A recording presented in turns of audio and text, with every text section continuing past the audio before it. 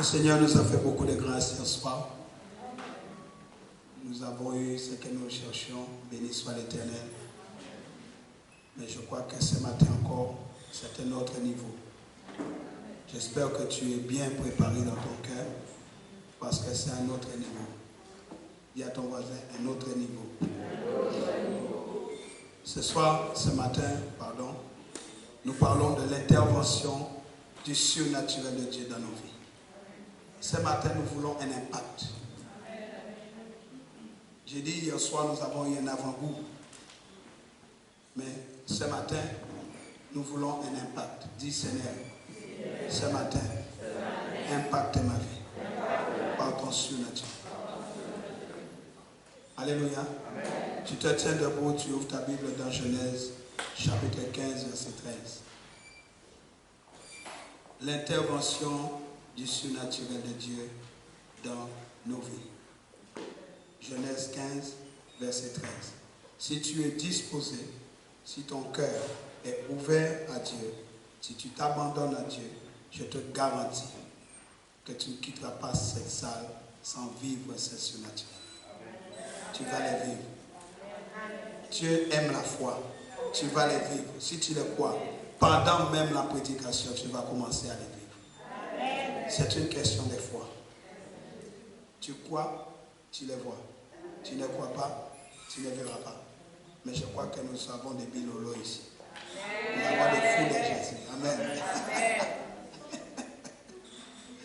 Alléluia. Marine, prépare-toi. Il arrive.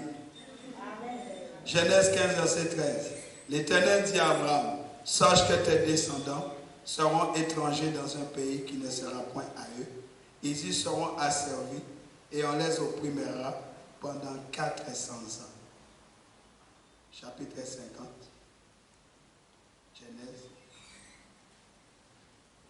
Genèse, chapitre 50, verset 24. Genèse, chapitre 50, verset 24. Joseph dit à ses frères, je vais mourir, mais Dieu vous visitera. Et il vous fera remonter de ce pays-ci, dans le pays qu'il a juré de donner à Abraham, à Isaac et à Jacob. Alléluia. Amen.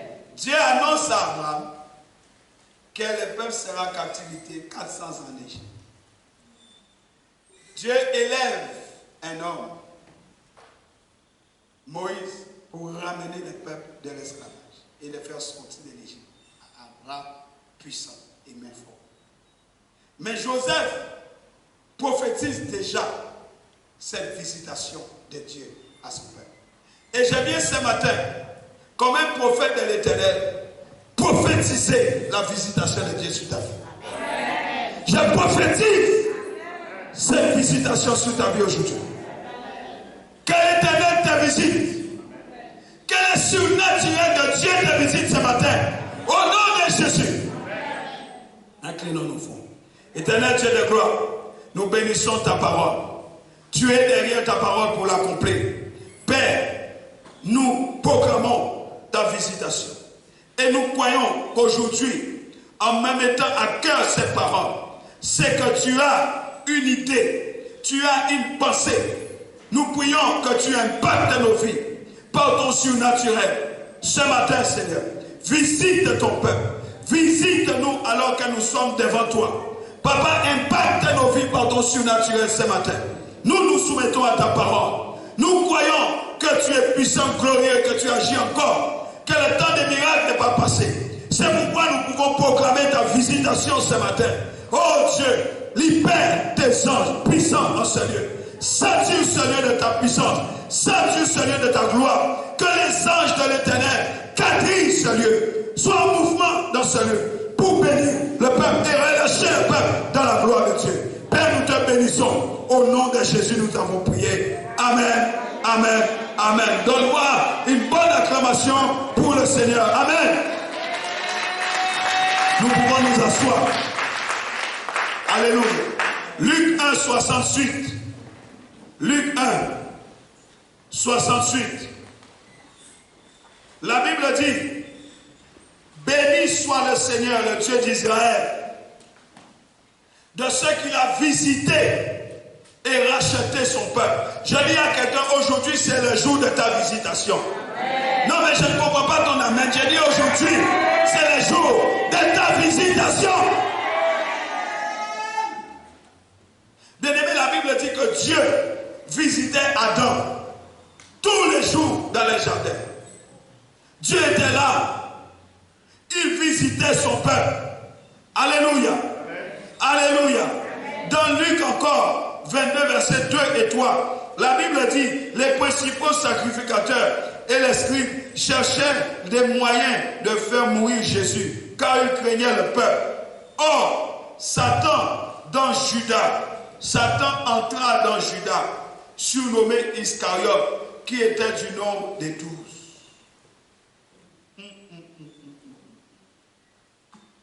Nous ne devons pas réduire nos cœurs devant la majesté et la seigneurie du Dieu vivant. Mais nous devons ouvrir nos cœurs à lui. Nous devons faire usage des dons que nous avons reçus de la part de notre Père Céleste. Timothée dit, ranime les dons. Nous avons reçu ces dons par grâce, à cause de la mort et la résurrection de Jésus-Christ, son Fils. Dieu intervient toujours, quels que soient les moments difficiles, quelles que soient les situations difficiles dans lesquelles nous pouvons être, quelles que soient les saisons que nous pouvons traverser. Dieu intervient toujours pour que nous puissions manifester la victoire de Christ sur l'adversaire, le diable. Tu m'entends? Amen. Apocalypse 12, 11 dit, ils ont vécu à cause du sang et à cause de la parole de leur témoignage. Il n'y a pas de domaine où Dieu ne puisse intervenir. La Bible dit, il n'y a rien d'impossible à Dieu. Dieu n'est jamais en retard lorsqu'il s'agit d'intervenir pour répondre aux besoins de ses enfants. Et il ne sera pas en retard ce matin. Quelqu'un dit avec moi, il est déjà là. C'est lui qui a dit là où deux ou trois sont rassemblés en mon nom, je suis au milieu d'eux. Dis avec moi, il est déjà là. Il n'est jamais en retard, frère. Il n'est jamais en retard, ma soeur. Il t'a déjà précédé en ce lieu. Alléluia.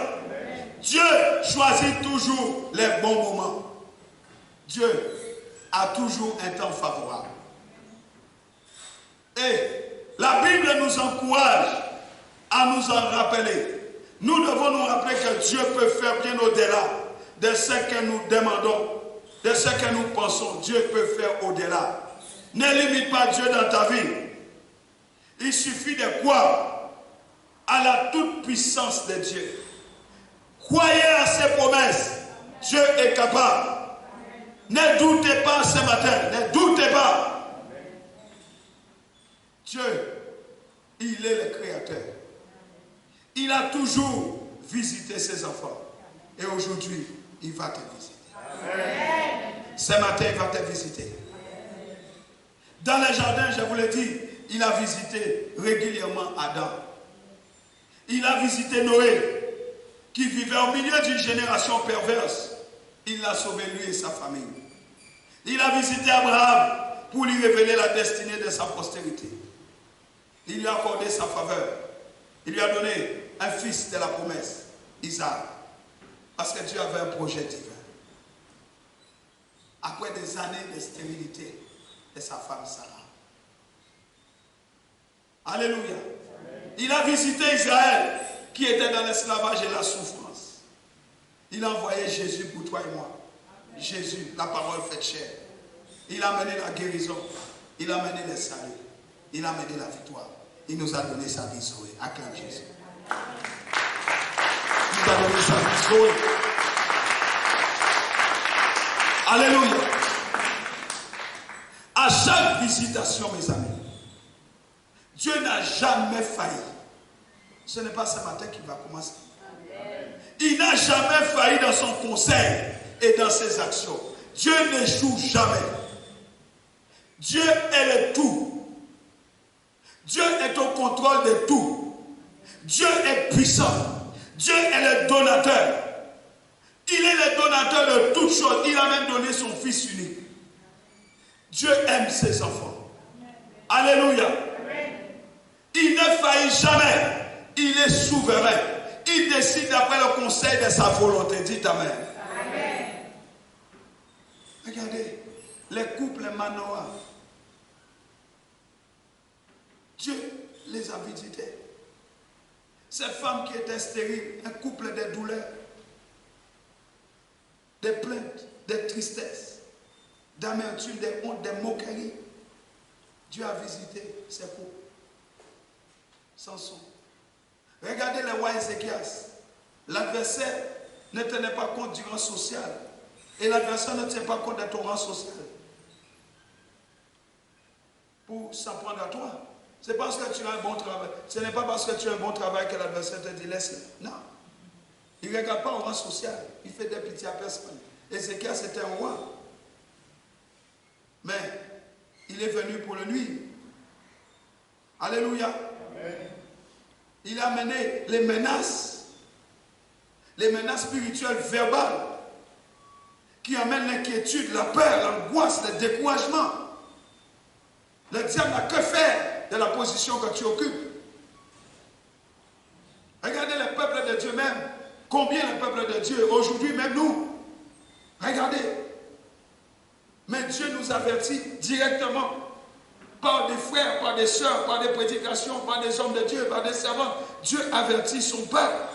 Il ne te laissera jamais tomber. Amen. Alléluia. Alléluia. Amen. Mais nous avons besoin de comprendre que l'intervention divine, l'intervention surnaturelle peut avoir une dimension obscure dans le naturel. Vous comprenez ce que j'ai dit? L'intervention surnaturelle peut avoir une dimension obscure dans le naturel. Nous avons lu, nous avons parlé de Genèse, ou de Luc plutôt, 22, versets 2 et 3. Vous avez vu comment le diable est entré en Judas Iscariote. Ça veut dire qu'il existe plusieurs types d'esprits habitant dans le monde surnaturel. Et ils sont organisés dans ce monde visible pour détruire des vies. C'est pourquoi la Bible dit que nous sommes assis dans les lieux célestes, au-dessus de ces dominations, au-dessus de ces autorités, au-dessus de toute puissance. Dieu nous a mis là-bas parce qu'il savait que ces esprits impurs dans le second allaient descendre sur la terre dans le monde visible pour influencer le naturel des gens. Mais ce sont des esprits obscurs. Ce sont des esprits méchants. Alléluia. Jésus lui-même a dominé. Il détient la clé. Il est supérieur à ces démons. 1 Pierre 3, 22. Allons les lire. 1 Pierre 3, 22.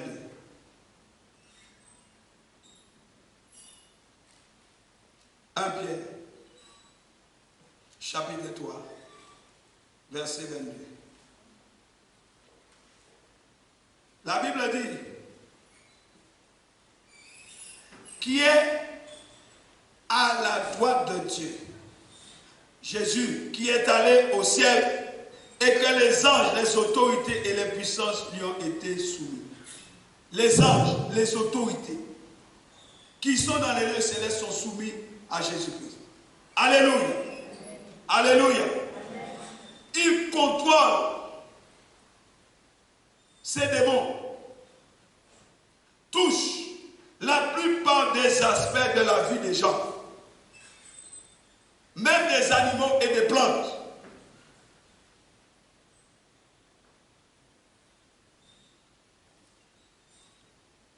Mais qu'est-ce qui se passe?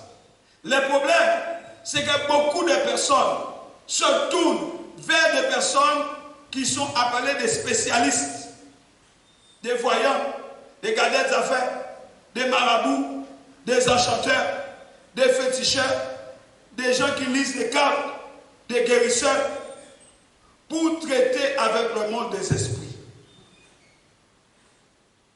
Mais l'objectif de cette intervention, l'objectif de ce type d'intervention, mes amis, c'est d'anéantir. Alléluia. Alléluia. C'est d'anéantir des vies, de détruire des vies. Et nous, en tant qu'enfants de Dieu, nous devons saisir cette occasion-là pour vivre à un niveau plus puissant, un niveau plus glorieux de la gloire de Dieu. Amen. Si l'ennemi cherche à détruire ta vie, toi, tu dois agir dans le sens contraire afin qu'il y ait dans ta vie une intervention plus glorieuse de la gloire de Dieu. Dites Amen. Amen. Les mondes spirituels ou surnaturels existent bel et bien. Qu'on les veuille ou non, que tu fermes les yeux ou non, ça existe. Luc 16, verset 8. Il y en a qui ferment les yeux pour ne pas voir. Ils ne veulent pas admettre cela. Les mondes spirituels existent bel et bien. Luc 16, verset 8. Les maîtres louant l'économe infidèle de ceux qui avaient agi prudemment, car les enfants de ces siècles sont plus prudents à l'égard de leurs semblables que les enfants des lumières. Les enfants de ces siècles, c'est qui? Si Dieu t'appelle enfant des lumières, tout ce qui n'est pas enfant des lumières est enfant de ces siècles. Les enfants de ces siècles, ce sont ceux qui consultent les esprits. Ceux qui vivent dans le monde des esprits. Les enfants de lumière, ce sont les adorateurs de Dieu. Mais la Bible dit ici, à notre honte, que eux, ils sont plus au courant des choses auxquelles nous devrions être au courant que nous-mêmes. Dis avec moi aujourd'hui, je renverse les choses. Et je remets les choses à leur place. Dis encore aujourd'hui, que les choses reviennent à leur place. Au nom de Jésus. Bien-aimés dans le Seigneur, le surnaturel obscur intervient dans le naturel de façon directe ou indirecte pour influencer en sa faveur. Lorsque le monde spirituel satanique agit au travers de l'intervention, des interventions surnaturelles obscures, c'est toujours en faveur des esprits démoniaques. Ce n'est jamais en ta faveur. Alors, tu n'as aucun intérêt à collaborer avec eux parce qu'ils finiront par te détruire. Regardez, demandez à Judas. En Genèse 3, verset 1 à 17, vous lirez, ils ont fait usage, le diable a fait usage de la tromperie. Il a conduit l'homme et la femme à s'opposer à Dieu. L'intervention satanique va t'amener à t'opposer à Dieu tôt ou tard. Ça va conduire un frère à la jalousie contre frère, à une sœur jalousie contre sœur. Ça peut aller jusqu'au meurtre, demandez à Caïn. Ça peut aller jusqu'à séduire. Alléluia. Jusqu'à séduire pour le mariage. Ça peut aller influencer les décisions d'une personne, particulièrement ou totalement. L'autre n'avait pas sa place auprès d'Abraham. Et ce n'est qu'après la séparation entre les deux que Dieu renouvelle la vision et ses promesses à Abraham. Je peux continuer? Amen. Ça peut aller jusqu'à influencer les couples. Demandez à Agar et Sarah. Agar se moquait de Sarah. Ça peut aller jusqu'à influencer les hommes et les femmes à vivre la sodomie, l'homosexualité, les transgenres, la bestialité. Ça peut conduire jusqu'à murmurer contre un serviteur de Dieu et une servante de Dieu. Il n'y a pas d'amen. Amen. Ça peut aller jusqu'à ne pas croire en la promesse de Dieu. Mais Dieu n'est pas un homme pour mentir. Mais ça peut aller jusque-là. Ça peut aller jusqu'à maudire par un agent des ténèbres le peuple de Dieu, les enfants de Dieu. Demandez à Balaam. Ça peut pousser le peuple à l'idolâtrie, à l'occultisme, à la débauche. Saül, qui est allé consulter la sorcière d'Endor. Ça peut pousser à s'engager dans des alliances, même dans les mariages, sans consulter Dieu, jusqu'à faire des vœux insensés. Et après, tu prends des coups dans ton mariage. On passe le temps à te molester. Alléluia. Amen. Alléluia. Amen. Ça peut pousser jusqu'à utiliser un homme ou une femme pour détruire la vision de Dieu. Même dans le ministère. Amen. Vous croyez qu'ils sont avec vous, mais ils sont là en train de travailler en filigrane pour détruire le ministère. Amen. Ça peut aller jusque-là. Le témoignage, on détruit le témoignage. L'adversaire enseigne à certaines personnes l'art de la séduction. C'est tout un art. On aurait dit qu'ils ont un doctorat en séduction. Il n'y a pas d'amen. Je peux m'en aller. La séduction. Alléluia. Amen. Ça peut aller jusqu'à empêcher à une personne d'être heureuse. Dans le foyer conjugal, dans les fiançailles, et même d'avoir des enfants. En bloc. On voit dans la prière de Anne qu'elle était confrontée aux ténèbres. Elle était stérile. Pénina se moquait. Quelle est la Pénina qui se moque de toi aujourd'hui? N'est pas obéi entièrement à Dieu. Ça peut aller jusque-là. La vérité du surnaturel. Bloqué pour ne pas agir selon les directives de Dieu. Ça peut pousser jusqu'à un mariage de circonstances, des profits. Voilà un homme pour toi. Il a de l'argent. Tu seras bien. Voilà une femme pour toi. Elle est belle. Épouse-la. Tu épouses le diable. Amen. Amen. Ce que tu connais, c'est ce que tu vois. Mais à l'intérieur, va regarder dedans. Tu vas voir la profondeur du puits. Et combien c'est noir. Il n'y a pas d'appel. C'est ton cas alors. Tu dis pas amen. Dis amen. Dis un bon amen. Amen. À l'intérieur, c'est noir et profond.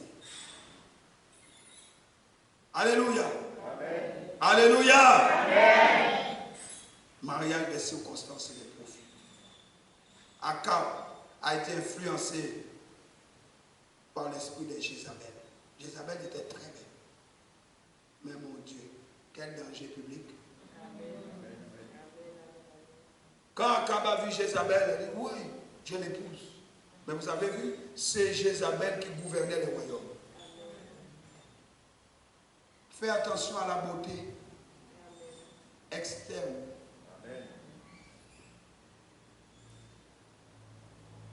Ça peut aller jusqu'à rendre l'homme esclave par les démons. Et ça peut te rendre muet.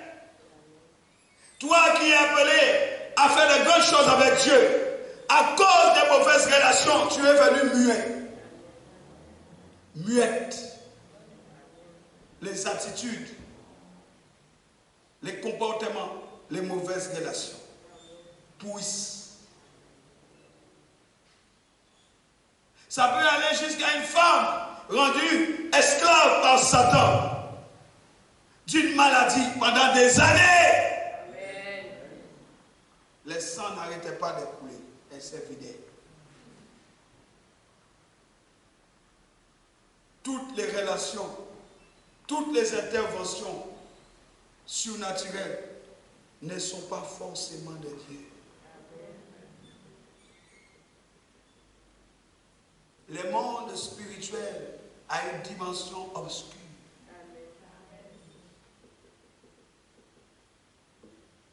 Il y a des conditions à remplir pour vivre l'intervention de Dieu dans notre existence terrestre. Et il est important de savoir que nous vivons dans les temps messianiques, dans les temps de la grâce, un temps où Dieu agit encore en faveur de ses enfants. Un temps où le surnaturel de Dieu intervient dans notre naturel. Ésaïe 30, verset 18. Ésaïe, chapitre 30, verset 18. Nous lirons jusqu'au verset 21. La Bible déclare: cependant, l'Éternel désire vous faire grâce, et il se lèvera pour vous faire miséricorde. Il se lèvera, car l'Éternel est un Dieu juste. Heureux tous ceux qui espèrent en lui. Oui, peuple de Sion, habitants de Jérusalem, tu ne pleureras plus. Je libère cette parole pour quelqu'un. Tu ne pleureras plus. Amen. Il te fera grâce. Amen. Quand tu crieras, dès qu'il aura entendu, il t'exaucera. Reçois ces paroles dans le nom de Jésus. Amen. Le Seigneur vous donnera du pain dans l'angoisse, de l'eau dans la détresse. Et ceux qui t'instruisent ne se cacheront plus, mais tes yeux verront ceux qui t'instruisent. Tes oreilles entendront derrière toi la voix qui dira: voici les chemins, marchez-y. Car vous iriez à droite ou vous iriez à gauche, vous tiendrez pour souiller l'argent qui recouvre vos idoles. Frère, ma soeur, il y a des conditions essentielles pour une intervention divine. Alléluia. Quelles sont ces interventions? Nous devons suivre les consignes de Dieu, même les plus illogiques, selon nous, et laisser au Tout-Puissant les directives de tout combat spirituel. Laissez Dieu faire. Nous devons demeurer dans l'alliance de Dieu par le sang. Nous avons longuement parlé durant tous les mois de février. L'alliance du sang de l'agneau. Nous devons demeurer dans l'alliance par le sang. Nous devons agir au temps favorable de Dieu. Puisque Dieu a un temps favorable, tu dois discerner quel est le temps favorable de Dieu. Et quand c'est le temps favorable de Dieu, jette-toi dedans. Amen. Nous devons obéir en tout temps à la parole dite. La parole proclamée, c'est le réma de Dieu. Même si on ne la saisit pas, mais nous devons obéir à la parole. Si on te dit, si j'ai pris pour toi, je te dis tourne-toi 7 fois. Si tu es en train de calculer, tu n'obéis pas, tu vas passer à côté. Mais si on te dit tourne-toi 7 fois, ne calcule pas, tourne-toi 7 fois. Amen. Nous devons croire en la justice. Cette justice, nous l'avons obtenue par le sang de Jésus. Nous devons croire au secours de Dieu dans nos vies. L'Éternel est notre secours. Arrêtons d'être désespérés. Arrêtons d'être des gens qui sont toujours sur la touche. Dieu est notre secours. Le Seigneur ne t'abandonnera jamais. Jamais il ne t'abandonnera. Nous devons aussi nous réconcilier définitivement avec notre Père Céleste en lui livrant au feu du Saint-Esprit tout ce qui détruit la communion avec lui. Jette dans le feu tout ce qui dans ta vie empêche ta communion avec le Seigneur. Alléluia. Amen. Alléluia. Amen. Le surnaturel de Dieu a une façon d'intervenir dans le naturel. Alléluia. dans Juge 7, Juge 7, verset 7. Il y a une façon que le naturel descend. Tu dois comprendre ces choses. Alléluia. Nous devons comprendre ces choses, c'est important.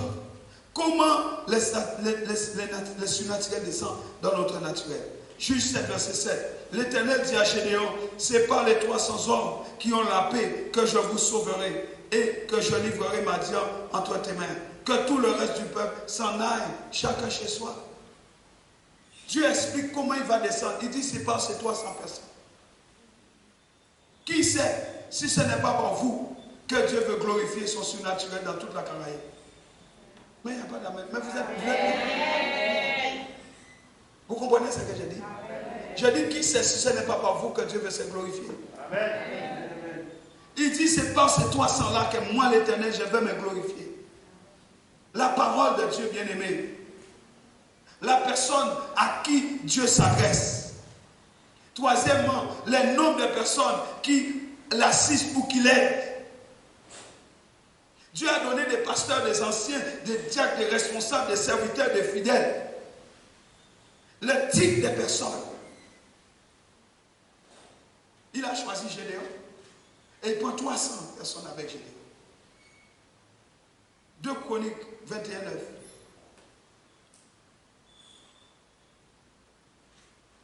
2 Chroniques 21. Que le nom du Seigneur soit béni. 2 Chroniques 21. Verset 9. Joram partit avec ses chefs et tous ses chars. S'étant levé de nuit, il battit les Édomites qui l'entouraient et les chefs des chars. Voyez? Voilà encore une façon que Dieu utilise. Ici, les concernés combattent. Qui l'assiste? Nous avons tous besoin, en tant qu'enfants de Dieu, dans notre vie chrétienne, d'être soutenus et aidés par d'autres chrétiens. Tu n'es pas seul. Nous avons tous besoin d'être aidés, d'être soutenus. Amen. Et nous devons savoir quand nous engager pour la victoire. Les conditions étant remplies, Dieu sauve ses enfants. Amen. Dieu livre la situation en la faveur de ses enfants. Il met l'adversité dans les mains de son peuple, dans les mains de ses enfants. Jésus-Christ nous a donné l'autorité venant de Dieu. Je vous ai donné le pouvoir de marcher sur les serpents, les scorpions et sur toute la puissance de l'ennemi. Et rien ne pourra vous nuire. Mais il a donné cette autorité qui ne fonctionne que dans l'unité du Saint-Esprit. Ça ne fonctionne que dans l'unité du Saint-Esprit. Alléluia. Amen. Alléluia. Amen. Il est dommage de constater aujourd'hui encore que beaucoup de chrétiens vivent comme si Jésus n'agit plus aujourd'hui et que son action est liée au passé. Beaucoup vivent comme si Jésus n'agit plus. Beaucoup pensent que Dieu est actuellement assis sur son trône dans le ciel et intervient rarement dans les événements qui nous concernent, sauf pour des miracles de temps en temps. Frère, Dieu ne fait pas des miracles de temps en temps dans ta vie. Il agit continuellement. C'est ce que le Saint-Esprit nous dit. Il agit continuellement. Alléluia.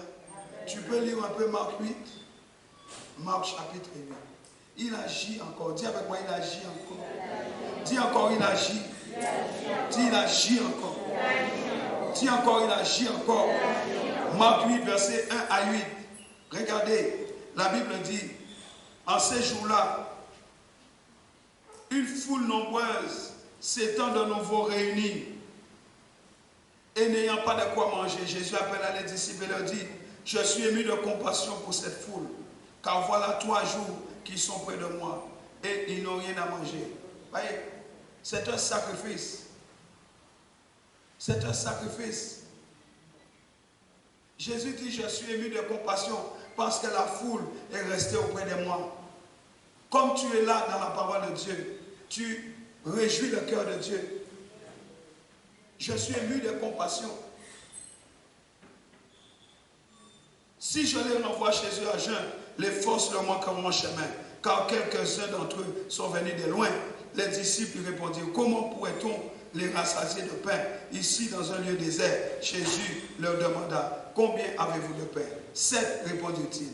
Alors il fit asseoir la foule par terre, prit les 7 pains, et après avoir rendu grâce, il les rompit et les donna à ses disciples pour les distribuer, et ils distribuèrent à la foule. Ils avaient encore quelques petits poissons, et Jésus, ayant rendu grâce, les fit aussi distribuer.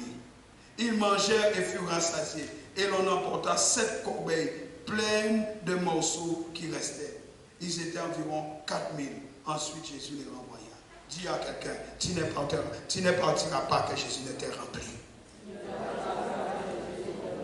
Dis-le ça avec foi, tu ne quitteras pas ces lieux qui ne t'ait rempli, qui ne t'ait rassasié.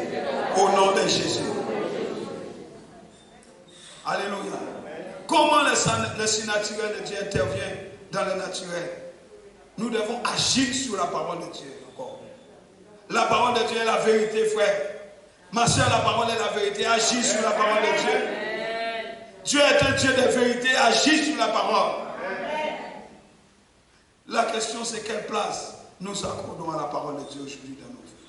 Quelle est la place de Dieu dans ta vie? Tu prends la Bible quand tu y penses, ou bien les dimanches, juste pour venir.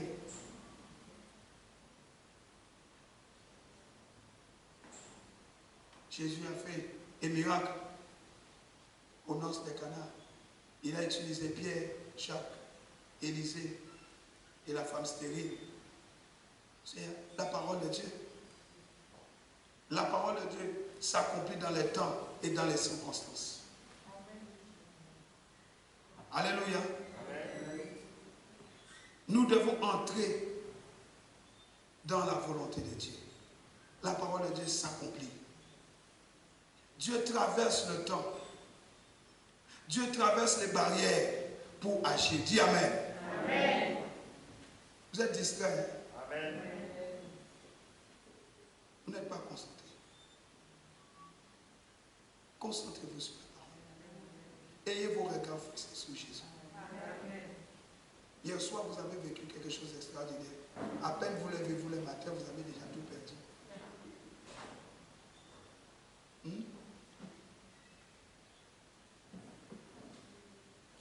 Dieu intervient pour que son peuple revienne à lui. Reviens à lui.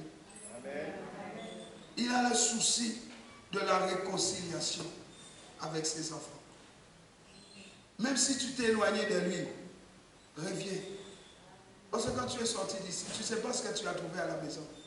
Avant de venir ce matin, qu'est-ce que tu as trouvé avant de venir qui fait que tu sois dans cet état?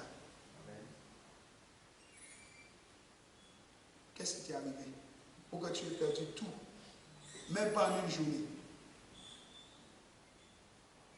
Je vous l'ai dit, l'onction n'attire pas qu'elle est bonne. Le diable ne vous lâchera pas. Il ne veut pas, je vous ai prévenu hier soir, il ne veut pas que vous connaissiez ses secrets parce que vous l'êtes dérangé.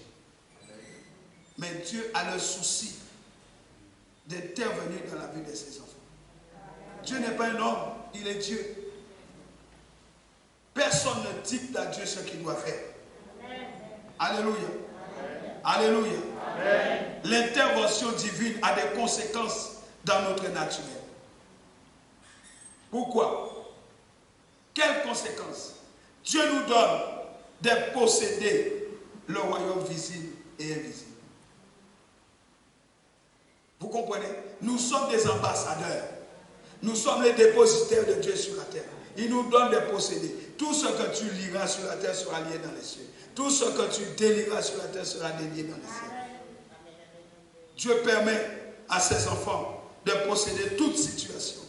Et le royaume visible et invisible est un élément. Tu peux commander aux démons. Tu peux les soumettre, les chasser.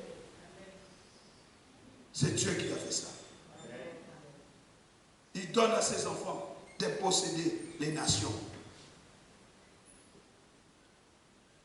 Ce n'est pas un jeu, mais c'est une réalité spirituelle et physique. Dieu donne d'éternité à ses enfants, les nations.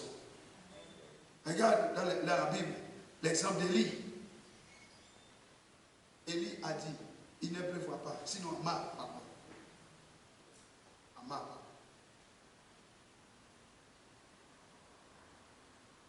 Une autre conséquence, nous recevons les faveurs spirituelles et physiques.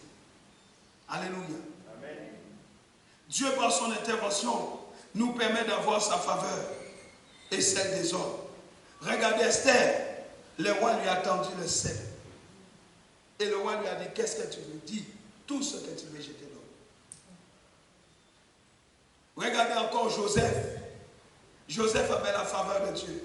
Partout, même en prison. En tant qu'enfant de Dieu, Dieu nous avertit. Notre Père Céleste nous donne des avertissements. Il nous donne aussi des directives pour le salut, pour notre salut éternel. Dieu ne nous abandonne pas. Il nous donne des directives. Une troisième conséquence, c'est le rétablissement et la gloire de Dieu. Dieu nous restaure. Notre Père Céleste, Tout-Puissant, met fin à l'œuvre de nos adversaires. Amen. Il déchire. Amen. Il détruit. Il réduit à néant les complots de nos adversaires dans nos vies. Amen. Ils sont réduits à rien et ils ne seront plus jamais. Amen. Et Dieu confirme la parole de son Fils, Jésus-Christ. Qu'est-ce que Jésus a dit à la croix? Jean 19. Tout est accompli. Dieu confirme la parole. Jésus a dit tout est accompli. Dieu accomplit tout. Dis Amen. Amen. Mes amis, dans le livre de Ruth 1, 6, la Bible dit, alors elle se leva, elle et ses belles-filles, et s'en revint de la campagne de Moab, car elle avait appris dans la campagne de Moab que l'Éternel était intervenu en faveur de son peuple, en lui donnant du pain. Elle avait entendu que Dieu était intervenu en faveur de son peuple. Acte 3, versets 1 à 10. Un après-midi, Pierre et Jean montèrent au temple pour la prière des 3 heures. Près de la porte du temple appelée la Bielle, il y avait un homme qui était infirme depuis sa naissance. Chaque jour, on l'emportait et l'installait pour qu'il puisse mendier auprès de ceux qui entraient dans le temple. Il vit Pierre et Jean qui allaient y entrer et leur demanda de l'argent. Pierre et Jean fixèrent les yeux sur lui et Pierre lui dit, « Regarde-nous. » L'homme les regarda avec attention car il s'attendait à recevoir de quelque chose. Vous devez vous attendre à recevoir de Dieu ce matin. L'homme s'attendait. Pierre lui dit alors, je n'ai ni argent ni or, mais ce que j'ai, je te le donne. Au nom de Jésus-Christ de Nazareth, lève-toi et marche. Amen. Puis il le prit par la main droite pour l'aider à se lever. La Bible dit, aussitôt, les pieds et les chevilles de l'infirme devinrent fermes. D'un bond, il fit sur ses pieds et se mit à marcher. Il entra avec les apôtres dans le temple en marchant, sautant et louant Dieu. Toute la foule le vit marcher et louer Dieu. Quand ils reconnurent en lui l'homme qui se tenait assis à la belle porte du temple pour mendier, ils furent tous remplis de crainte et d'étonnement à cause de ce qui lui était arrivé. Quelqu'un sera étonné. Amen. Je dis quelqu'un sera étonné. Amen. De l'intervention de Dieu dans ta vie. C'est un miracle de guérison physique. Et cela s'est passé devant la porte du temple de Jérusalem appelée la Belle. Ce miracle témoigne que Dieu aime intervenir dans la vie et la marche de l'Église. Lève ta main, toi, dis Seigneur, ce matin, interviens miraculeusement dans ma vie. Car je sais que tu aimes intervenir dans le naturel. Toi, Père, interviens dans ma vie. Au nom de Jésus. Amen. Néhémie a expérimenté cela. Elle et son mari ont quitté le village de Bethléem à cause de la famine. Après toutes les épreuves qu'elle a traversées avec ses belles-filles, Naomi apprend que l'Éternel est enfin intervenu en faveur de son peuple. Que feras-tu si tu apprends que l'Éternel intervient ici, puissamment? Qu'est-ce que tu feras en sortant? N'iras-tu pas dire à tes frères et sœurs que l'Éternel intervient puissamment? C'est ce qui s'est passé.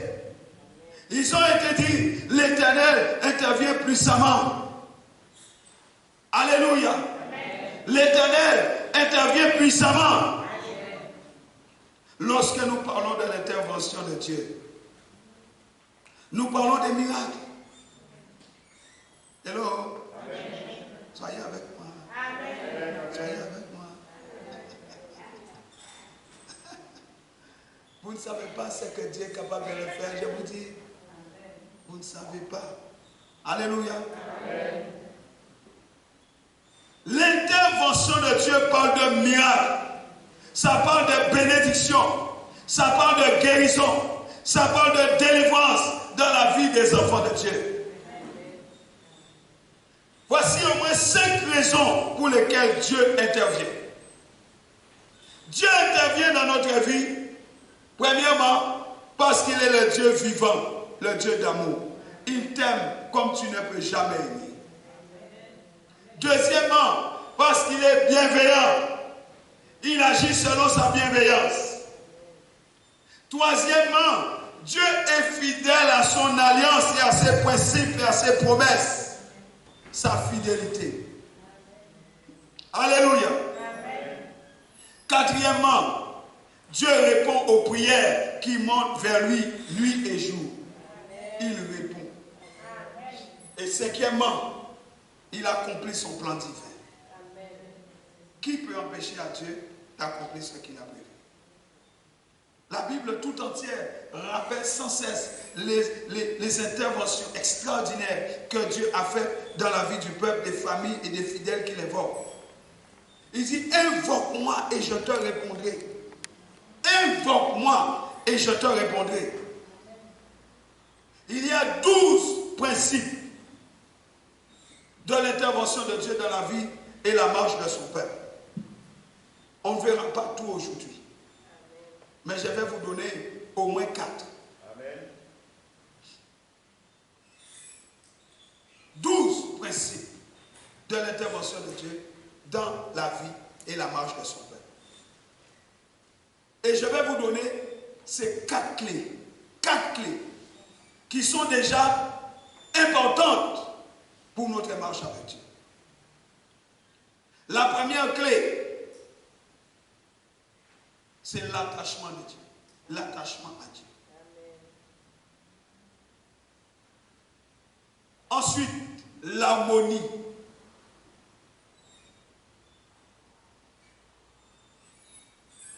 Une autre clé, la puissance qui est dans le nom de Jésus. On a largement parlé de ça. Il y a de la puissance dans le nom de Jésus. Et la 4e clé, le geste de foi. L'acte de foi. Alléluia. Alléluia. Si nous regardons dans la Bible, nous verrons la guérison d'un infirme dans le livre des Actes. Et c'est le jour de la Pentecôte qu'il y a eu la première intervention de Dieu. Pendant que les disciples étaient en prière, le Christ ressuscité, élevé en dignité à la gloire du Père, intervient.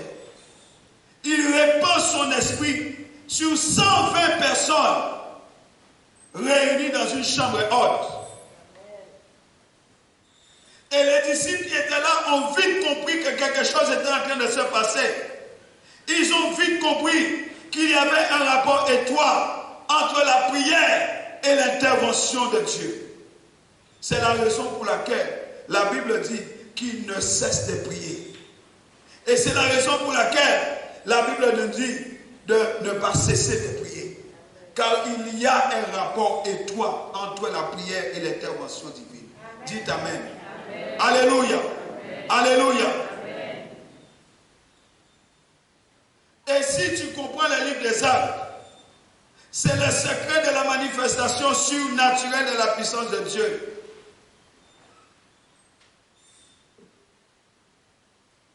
Dieu intervient par un miracle puissant dans la vie d'un infime de naissance.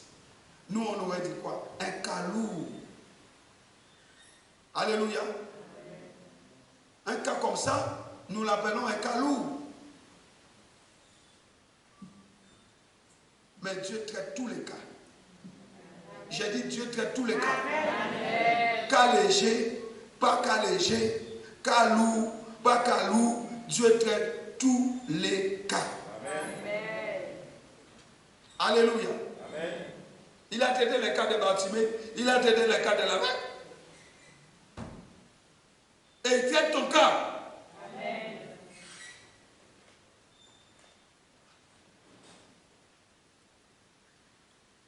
Bien-aimés, nous devons demeurer attachés à Dieu. Que la bénédiction de Dieu ne s'éloigne pas de nous. Que la bénédiction de la présence de Dieu ne s'éloigne pas de toi. Car c'est le meilleur que nous pouvons avoir. Amen. Alléluia. Amen. Ils sont montés dans les temples. Ils avaient un esprit de prière. Ils ont rencontré cet homme. Et ils ont libéré cet homme. Quand tu es rempli du Saint-Esprit, ce n'est pas pour manger les cacahuètes. Ce n'est pas pour que tu manges bien. C'est pour libérer les dons. Les deux premières clés de l'intervention divine, je les ai citées tous. Mais nous allons les voir. Dieu intervient dans la vie des hommes et des femmes ordinaires. Dieu intervient dans la vie des personnes qui observent les principes de sa parole. Vous voulez que Dieu intervienne dans votre vie, respectez la parole de Dieu. Amen. Il intervient dans la vie de ceux qui honorent sa parole, de ceux qui respectent sa parole. La parole de Dieu est une personne. Si quelqu'un ne vous respecte pas, vous n'allez pas rester chez la personne. Si nous ne respectons pas la personne de Jésus, il ne va rien faire pour vous. Alléluia. Dieu intervient dans la vie des hommes et des femmes ordinaires qui observent les principes de sa parole. Ce sont ces principes que j'appelle des clés. Nous avons dit l'attachement de Dieu. L'attachement à Dieu. Abraham, c'est notre père dans la foi. C'est un modèle de foi et de consécration. Lui et sa femme étaient stériles. Sa femme était stérile. Mais il aimait Dieu. L'Éternel va leur révéler le premier secret de son intervention. Dans Genèse 17, verset 1 et 2. Vous trouvez le premier secret. Qu'est-ce qu'il dit? Lorsqu'Abraham fut âgé de 99 ans, l'Éternel apparut à Abraham et lui dit, je suis le Dieu Tout-Puissant. Marche devant ma face et sois intègre.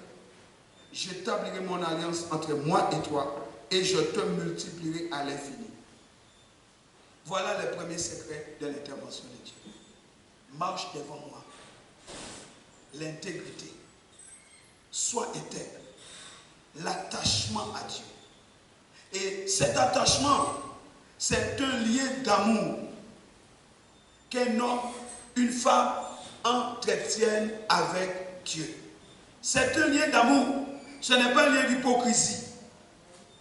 Cet amour se manifeste par 5 choses. Numéro 1, une stabilité dans la foi. Regardez Paul, regardez Job.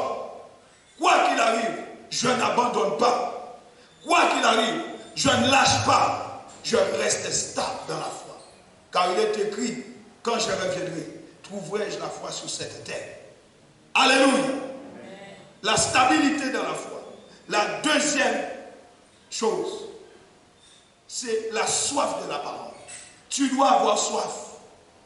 La parole de Dieu ne t'énerve pas. La parole de Dieu ne doit pas t'ennuyer. Tu ne dois pas venir et dormir dans la parole de Dieu. Je n'ai jamais compris comment des chrétiens arrivent à dormir dans la parole de Dieu. Tu les vois dormir à 9h, à 8h, à 10h, ils dorment.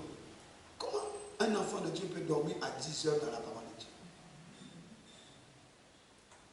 Ce n'est pas normal. Ce n'est pas normal. La soif, tu dois avoir soif. Dis Seigneur, donne-moi soif de toi. Dis Seigneur, donne-moi plus soif de toi. Quand tu es dans la parole de Dieu, tu dois être excité.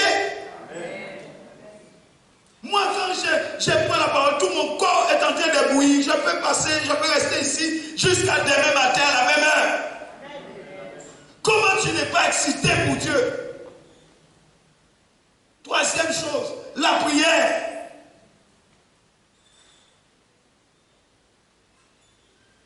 L'attachement, les liens d'amour se manifestent aussi par la prière. Tu dois prier. Je ne vais pas demander qui ne prie pas dans la salle. Quatrième chose, la crainte de Dieu en haïssant le péché, en haïssant le mal. Cinquièmement, l'engagement dans le service de Dieu. Ne prends pas le service de Dieu à la légère. Quand vous servez Dieu, servez-le bien. Amen. Dieu n'est pas un bricoleur. Amen. Le Saint-Esprit, c'est l'esprit d'excellence. Dieu ne bricole pas. Alléluia. Alléluia. Amen. Zacharie et Élisabeth, ils étaient juifs tous les deux. Ils servaient Dieu de tout leur cœur. On ne sait pas Dieu pour être bien vu. Élisabeth était malheureusement stérile. Elle était très avancée en âge. Malgré cela, les deux, Zacharie et Élisabeth, demeuraient attachés à Dieu. Oh, j'aimerais que tu dises, Seigneur, que je sois attaché plus à toi. La Bible dit dans Luc 1, versets 5 à 7, il y avait un sacrificateur du temps d'Hérode, nommé Zacharie de la classe d'Abia. Sa femme était d'entre les filles d'Aaron et s'appelait Élisabeth. Tous deux étaient justes devant Dieu, observant d'une manière irréprochable tous les commandements et toutes les ordonnances du Seigneur. Ils n'avaient point d'enfants parce qu'Élisabeth était stérile. Et ils étaient l'un et l'autre avancés en âge. Zacharie et Élisabeth ont probablement désiré avoir un enfant à un moment ou à un autre de leur vie. Mais quand ils ont vu l'âge avancé, ils ont dit, bon, comme leur projet n'aboutissait pas, ils ont sollicité l'aide de Dieu en priant et en jeûnant. L'ange est venu lui dire, ta prière a été entendue. Mais les années passaient. Ils sont très avancés en âge maintenant. Ils n'ont toujours pas cet enfant. Pourtant, quelque chose caractérise leur vie, leur attachement à Dieu. Qu'est-ce qui caractérise ta vie? Qu'est-ce qui caractérise ta vie aujourd'hui? Ils n'arrivaient pas à avoir d'enfants, mais l'attachement à Dieu caractérisait leur vie. Le fait de ne pas avoir d'enfants n'a pas affecté leur foi, n'a pas affecté leur engagement dans le service de Dieu. Combien de gens abandonnent le service de Dieu pour un rien?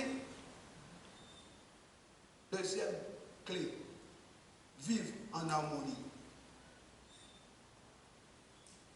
Pierre et Jean montaient au temple pour la prière. Nous sommes ici en présence de deux disciples très différents, l'un et l'autre.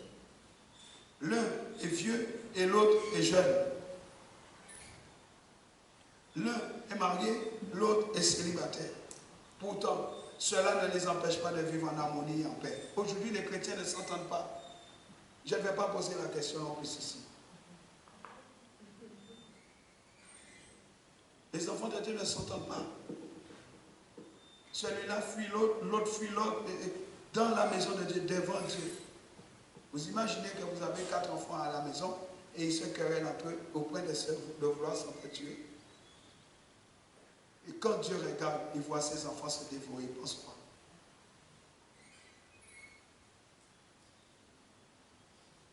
Alléluia. Alléluia. Amen. Nous devons ramener l'harmonie dans la maison de Dieu. J'ai dit, nous devons ramener l'harmonie. Amen. Pierre et Jean marchent ensemble. Ils regardent dans la même direction. Ce comportement révèle deux choses. D'une part, leur unité et d'autre part, leur vision commune. Regardez, Jean n'est pas marché sur la tête de Pierre en lui disant, tu es déjà vieux, laisse-moi faire. Jean avait une attitude respectueuse. Alléluia. Amen. Matthieu 18, verset 19 à 20 nous dit, je vous dis encore que si deux d'entre vous s'accordent sur la terre pour demander une chose quelconque, elle leur sera accordée par mon Père qui est dans les cieux. Car là où deux ou trois sont assemblés en mon nom, je suis au milieu d'eux. Voilà pourquoi nous n'obtenons pas disharmonie.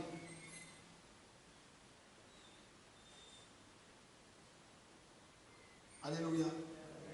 Mais avant de citer cela dans le verset 19, dans le verset 15 à 18, Jésus a fait part de leurs différends.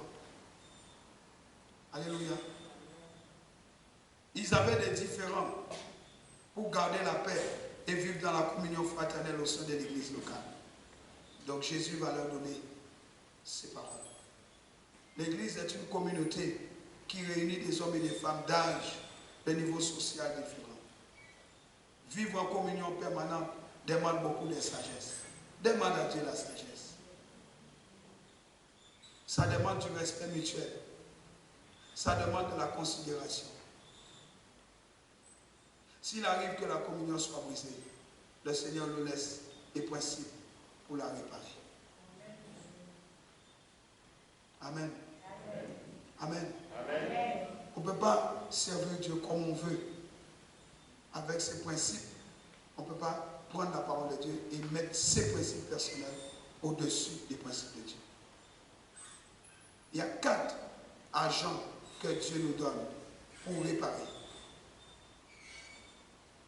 Parce que nous servons un Dieu infini. C'est lui qui a les moyens infinis pour agir dans notre vie. 4 agents de son intervention qui reviennent assez souvent pour nous ramener.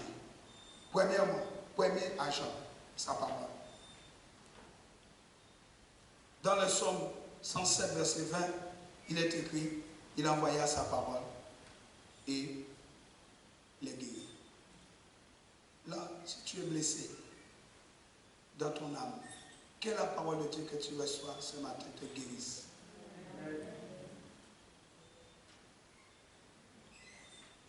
Alléluia. Le psaume 147, verset 15 dit, sa parole court avec vitesse. Et le verset 18, il envoie sa parole et il les fond. Dieu travaille au moyen de sa parole. Dis avec moi, Dieu travaille au moyen de sa parole. La parole de Dieu bien-aimé est une semence de miracles. La parole que vous entendez ce matin, c'est une semence de miracles. Vous croyez, vous verrez la gloire de Dieu. Vous verrez la gloire de cette parole. Vous n'y croyez pas, vous ne verrez rien. Alléluia. C'est une semence de miracles. Dieu est derrière sa parole pour accomplir des prodiges et des miracles. Ésaïe 55, verset 11. Nous avons largement cité ces passages. Dieu est derrière sa parole. Il est toujours derrière sa parole pour exécuter sa parole.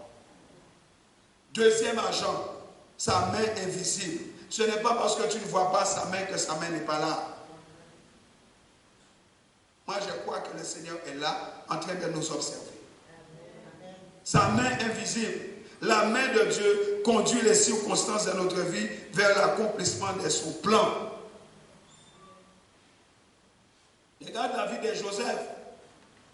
La vie de Joseph démontre que la main invisible de Dieu était en opération. Ça l'a amené à devenir le premier ministre du pays d'Égypte. Ça, c'est un puissant témoignage pour nous. Mais les frères de Joseph complotaient pour le faire mourir.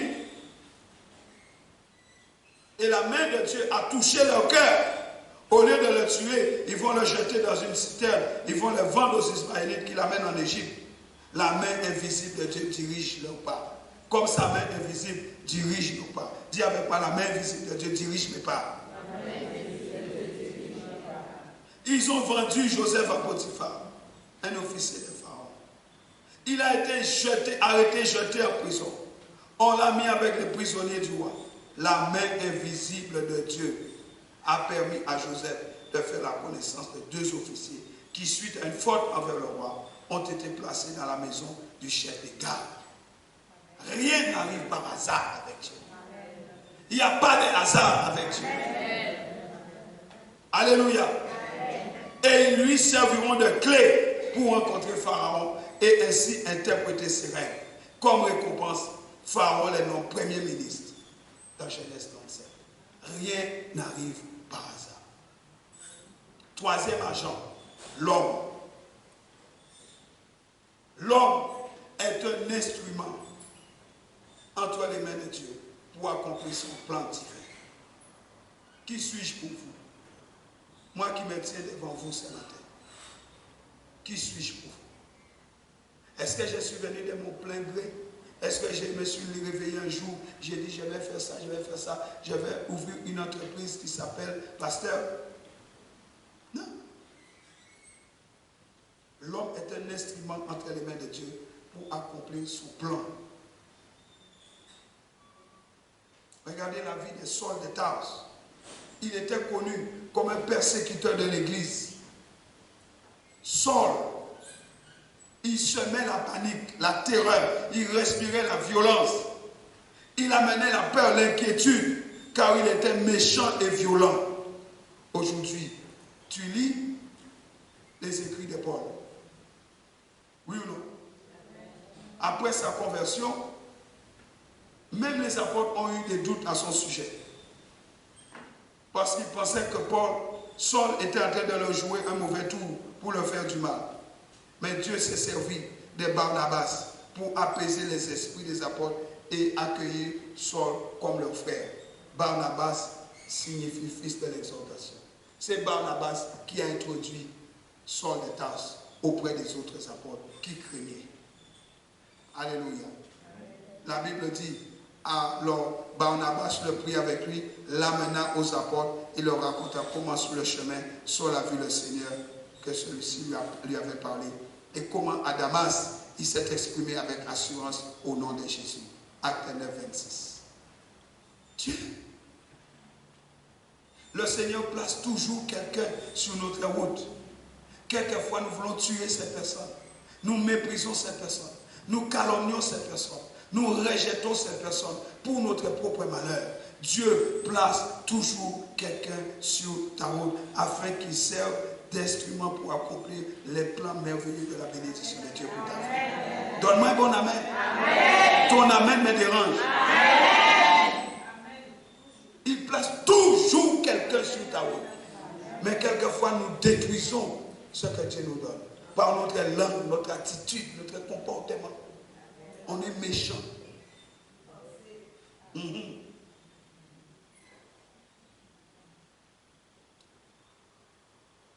Autre agent, la nature. Dans 1 Roi 17, verset 2 à 7, Dieu va se servir des corbeaux et de l'eau du torrent pour nourrir les prophètes. Va au torrent des Kérites. J'ai ordonné à un corbeau de te nourrir là.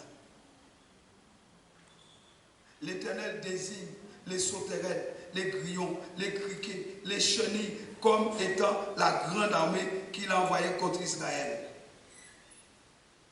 Joël 2, 25. Oui, dit le Seigneur, je vous dédommage pour les récoltes dévorées par les chenilles, les sauterelles, les hannetons, les criquets, cette grande armée de sectes que j'ai envoyée contre vous. Dieu se sert de la nature. Amen, amen, amen. Amen. Deux autres clés de l'intervention divine. J'ai dit le nom de Jésus. Lorsque Pierre et Jean regardent attentivement cet infirme assis devant la porte du temple, ils réalisent que c'est un cas lourd. Le Saint-Esprit leur rappelle la promesse de Jésus. Si vous demandez quelque chose en mon nom, je le ferai. Jean 14, 14. Si vous demandez quelque chose en mon nom, je le ferai. Est-ce que je peux parler à quelqu'un ce matin? Si vous demandez quelque chose en mon nom, je le ferai. L'attachement, l'harmonie, si vous demandez quelque chose en mon nom, je le ferai. Quelqu'un m'entend? Amen. Je le ferai. Ils sont convaincus que ce cas s'inscrit sous la liste de ce que Jésus promet de faire. C'est toi qui enlèves ton cas de la liste. Ce n'est pas Jésus. C'est toi-même qui as enlevé ton cas de la liste de ce que Jésus veut faire. Parce que tu dis, ma maladie là, tu ne connais pas, c'est une maladie terrible. Si tu savais, tu enlèves ton cas de la liste. Jésus n'a jamais enlevé ton cas de la liste. C'est toi qui trouves qu'il ne peut pas le faire. C'est toi qui trouves qu'il ne pourra pas intervenir. C'est toi. Mais ces apôtres étaient convaincus que ce cas-là, ce cas désigné de lourd par les hommes, figurait sur la liste. Car c'est par ces meurtrissures que nous sommes guéris. Et le Saint-Esprit même a révélé à l'apôtre Paul que Jésus a reçu de son Père un nom qui est au-dessus de tout nom. Jésus a reçu un nom qui est au-dessus de tout nom, dans les cieux, sous la terre et sous la terre. Cite-moi le nom d'une maladie, le nom de Jésus est au-dessus. Cite-moi le nom d'un problème, le nom de Jésus est au-dessus. Cite-moi le nom de tes problèmes financiers, le nom de Jésus est au-dessus. Cite-moi le nom des circonstances que tu es en train de vivre, le nom de Jésus est au-dessus. Mais le nom de Jésus est au-dessus de tout nom. Confesser le nom de Jésus, c'est recourir à la puissance de celui qui a ressuscité Lazare. Il est mort. Il a été enterré. 3 jours, c'est Jésus. Il est ressuscité. C'est recourir. Quand tu confesses le nom de Jésus, tu dois savoir ce que tu fais. C'est recourir à l'autorité de celui qui a fait la légion des démons qui habitaient et ravageaient le corps de démoniaque du pays des Gadaréniens. C'est lui qui a chassé ces démons. Quand tu invoques le nom, voilà ce que tu fais.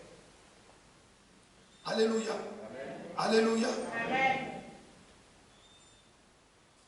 Quand je parle de légion, je parle 3000 à 6000 démons. Les noms, dites les noms. Dites les noms encore. Dites les noms au-dessus de tout nom. Quand tu parles de ces noms, tu parles de la puissance. La Bible dit qu'il y avait une femme appelée Tabitha. C'était une veuve qui faisait beaucoup de bien aux autres, mais qui était décédée depuis quelques jours. La nouvelle arrive aux oreilles de Pierre. Sans tarder, il part avec les 2 hommes qu'on avait envoyés chercher pour le chercher. À son arrivée, Pierre fait sortir tout le monde.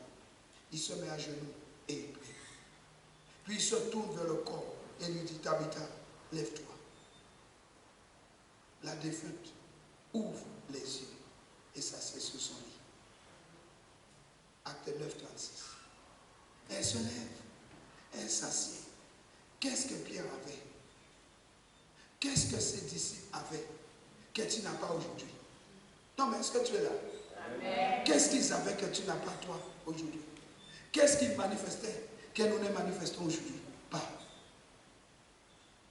Au nom de Jésus, les malades sont guéris. Au nom de Jésus, les sourds entendent. Au nom de Jésus, les aveugles voient. Au nom de Jésus, les morts ressuscitent. Au nom de Jésus, les captifs sont libérés de la puissance des démons. Qu'il en soit ainsi ce matin. Au nom de Jésus. Qu'il en soit ainsi.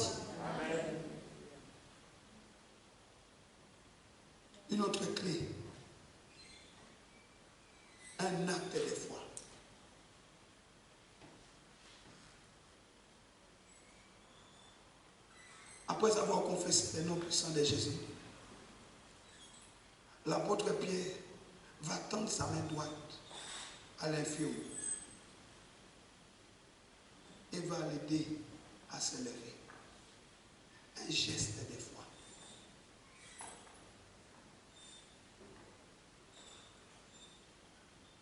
La Bible dit quoi? Les pieds et les chevilles de l'infirme deviennent fermes. D'un bond, il fut sur ses pieds et se mit à marcher.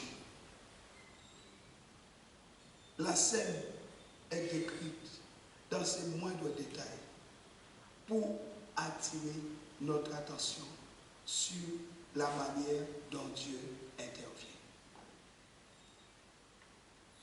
Je n'ai ni or ni argent, mais tout ce que j'ai, je te donne. Au nom de Jésus, lève-toi. Il tend la main, un geste de foi. Au même moment, les chevilles et les pieds de cet homme s'affermirent. Et il saute de bond.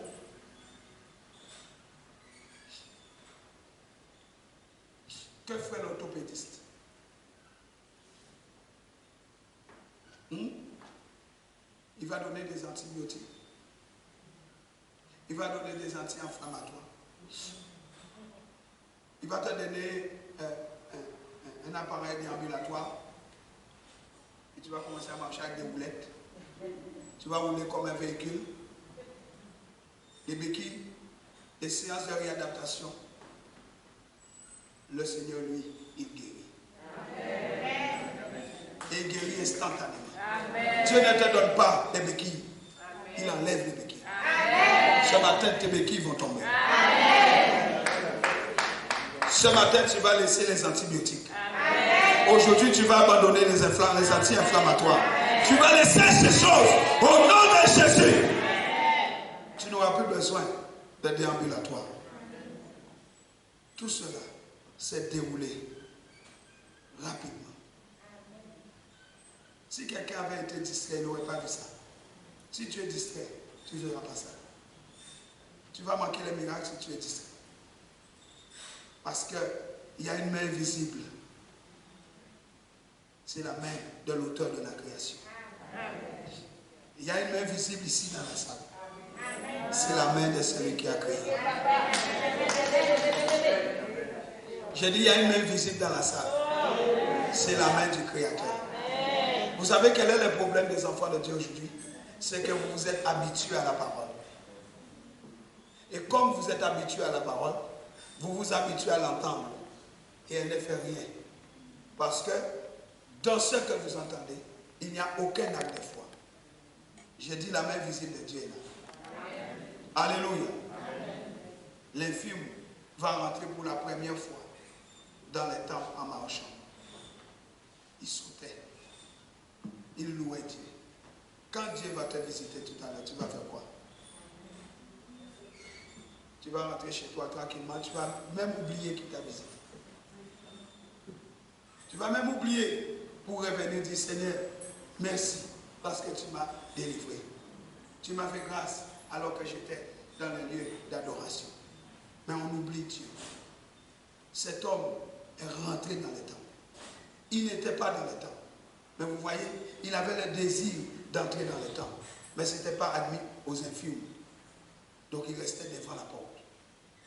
Personne pour lui tendre la main, pour lui dire viens. Mais un jour, il y a une intervention divine dans sa vie. Aujourd'hui, il y aura une intervention divine. Amen. Aujourd'hui, le Seigneur va te visiter. Amen. Là où les hommes t'ont rejeté, là où les femmes t'ont rejeté, là où ils ne t'ont pas fait rentrer dans la présence de Dieu, aujourd'hui tu vas y entrer. Amen. Aujourd'hui tu vas avoir accès.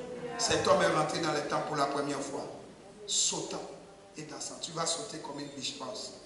Tu vas danser, tu vas sauter, tu vas louer Dieu.